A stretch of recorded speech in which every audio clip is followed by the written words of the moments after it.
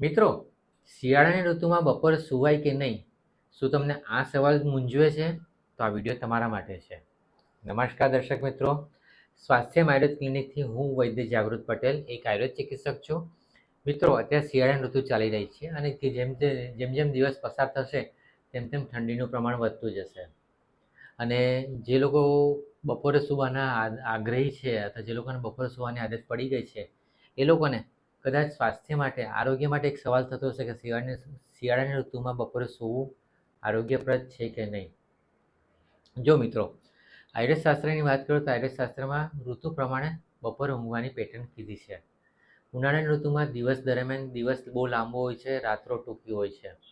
એટલે આયુર્વેદમાં એવું કીધું છે ને ઉનાળાની ઋતુમાં બપોરે તાપ વધારે હોય છે. આખું શરીરનું વાતાવરણ, બહારની આબોહવાનું વાતાવરણ એવું હોય છે કે જેથી શરીરમાંથી એનર્જી શોષી લે છે વસ્તુ. તો જ્યારે આ ગરમીનું પ્રમાણ વધારે હોય છે અને રાતો ટૂંકી હોય અને દિવસો લાંબા હોય છે, ત્યારે ઉનાળાની ઋતુમાં શરીર ટકી રહે માટે, શરીરમાં એનર્જી જળવાઈ રહે એ માટે બપોરે સૂવાની છૂટ આપી છે. ઉનાળાની ઋતુમાં બપોરે સૂઈ શકો.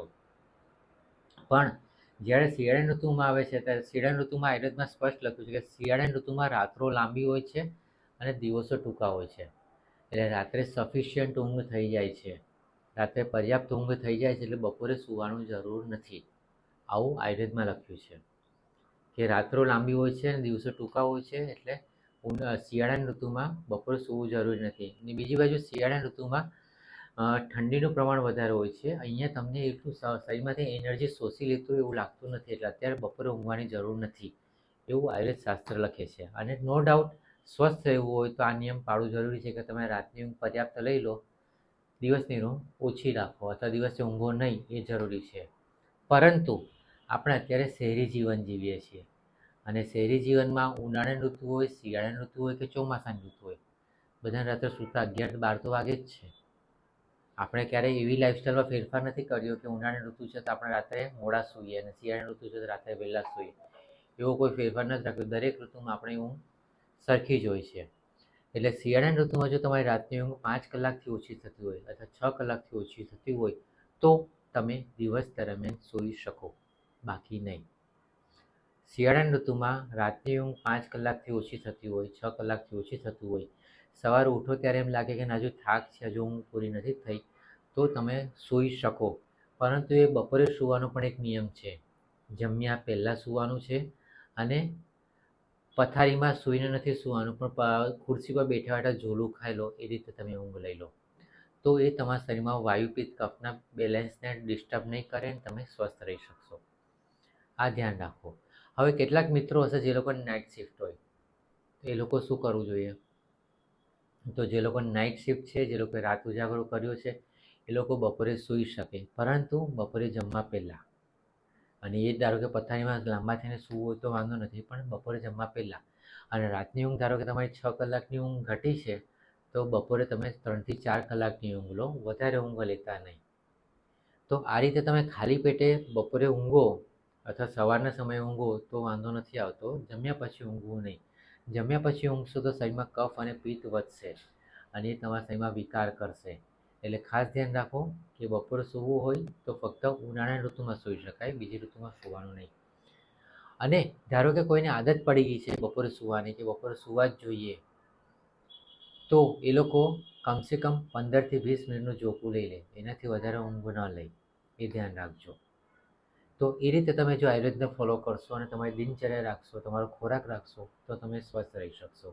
બીજું, ક્યારેક લોકોની ફરિયાદ હોય છે કે મને રાત્રે ઊંઘ નથી આવતી, રાત્રે ઊંઘવા બેસું છું તો મનમાં વિચારો ચડી જાય છે ને એટલે ઊંઘ નથી આવતી ને પછી બપોરે ઊંઘ આવે છે. તો એવી વ્યક્તિ માટે એવું કહેવાનું ખાસ કે તમારી રાતની ઊંઘ સફિશિયન્ટ હોવી જોઈએ. જો રાતની ઊંઘ ન આવે તો એ ચિંતાનો વિષય છે.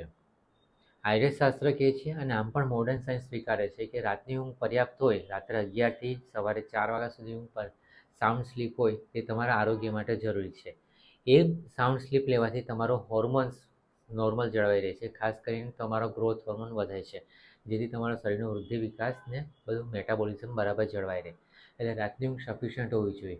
જો કોઈ વ્યક્તિને રાત્રે ઊંઘ ન આવતી હોય, પર્ટિક્યુલર રાત્રે સૂવા જાઓ ત્યારે જ મનમાં વિચારો ચાલતા રહે અને મનમાં વાયુ ચાલવાને કારણે રાત્રે સાઉન્ડ સ્લીપ ન આવતી હોય, શાંત ઊંઘ ન આવતી હોય, તો એવા વ્યક્તિએ ખાસ જરૂરી છે કે મનને શાંત કરવાનો ઉપાય કરો.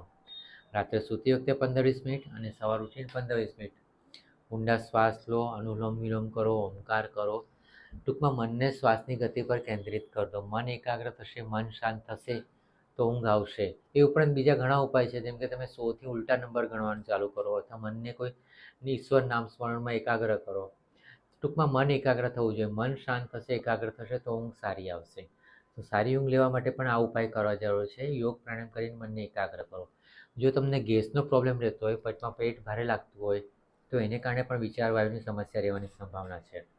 જો એવો પ્રોબ્લેમ હોય તો વાયુને શમન કરવા માટે, વાયુને ઘટાડવા માટે ગરમ પાણી પીઓ, ભૂખ કરતાં ઓછું જમો, તાજું ગરમ જમો. આ બધી આદત રાખો. અને એમ છતાં બહુ જૂની તકલીફ હોય તો તમે કોઈ આયુર્વેદિક ચિકિત્સકનો સંપર્ક કરીને એના માટે નિદાન કરીને પ્રોપર દવા લઈ લો, તો તમને રોગ મૂળમાંથી મળશે. એટલે ઊંઘ જરૂરી છે. ખાસ કરીને શિયાળામાં બપોરની ઊંઘ નથી લેવાની, રાતની ઊંઘ 7 કલાકની થઈ જાય એ ધ્યાન રાખો. તો જો તમે એને અનુસરશો તો તમે આજીવન સ્વસ્થ રહી શકશો. બસ મિત્રો, એ દર વખતે કહું છું તે જ રીતે આયુર્વેદને અપનાવો તો આજીવન સ્વસ્થ રહી શકશો.